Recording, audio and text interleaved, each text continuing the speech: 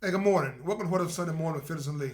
Phyllis, what's the Bible verse for this morning? Hebrews 11:6. And without faith it is impossible to please God, because anyone who comes to him must believe that he exists and that he rewards those who earnestly seek him. So, what does that mean to you?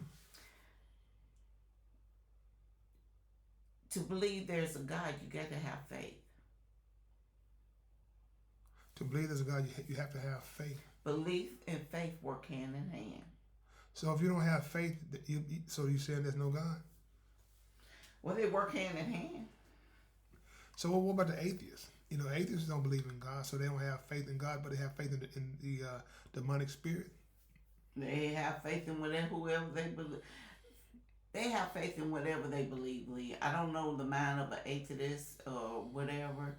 They said they're non-believers in the Word of God. So So, have you ever gone to God with faith in resolving an issue that didn't happen? it didn't happen in our time. I ain't gonna say it didn't happen at all. And there are some cases it didn't. Things don't happen, but our time and God's time is different. And when things happen and don't happen, they happen for the best. Okay, fellas, let's say this right here, right? Say you have faith in God to resolve a situation, right? And you go to God about this situation and nothing happens, everything stays the same. So would it be fair to say there is no God? No, again, our time and God's time are totally different. And the reason why I said it right there because that's what the atheists believe. You pray to God to stop famine, and you pray to God to stop to heal your auntie who has cancer, and your auntie still passed away of cancer, and they still have famine in the world. I know I'm saying it incorrectly, but in the world, people are hungry in the world. So if those things are not. You have faith in God resolving the issues for you, and nothing happens. How does it make you feel? I continue to have faith. Again, I'm gonna go back to our time and God's time are totally different. Us as humans like instant gratification, and when you dealing in the spiritual realm, it's bigger than what's in front of you.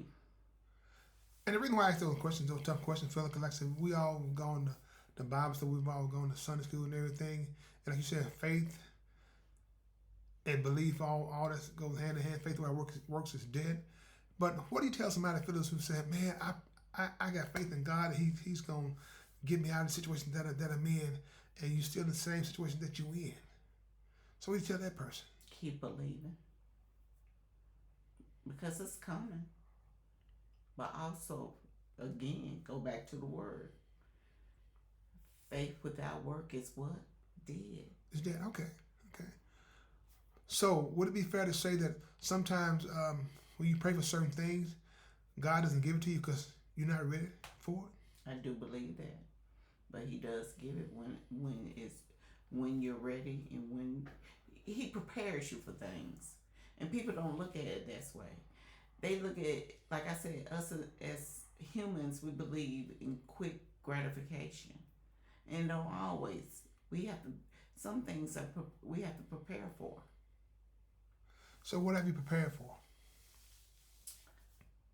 Just life in generally. Sometimes you prepare for storms. Sometimes you prepare for relationships. Uh, being a mother, being a father. Sometimes those things come with preparation. Sometimes they don't come with preparation, and that's with any incidents in your life.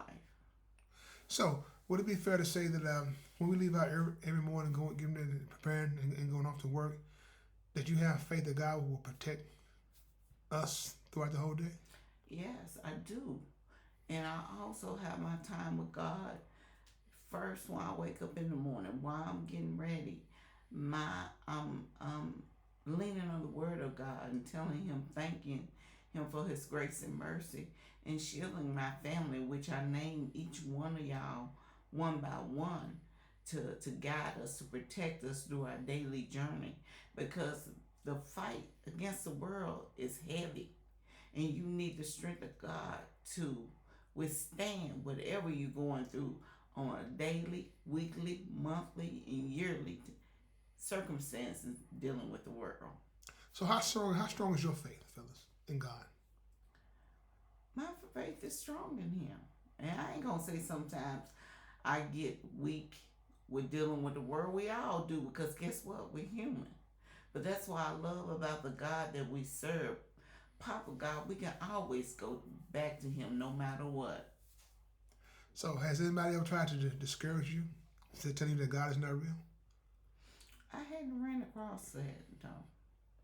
They ain't gonna be blunt and say that. They might be negative in other realms, but they ain't gonna be blunt to say that. Why not?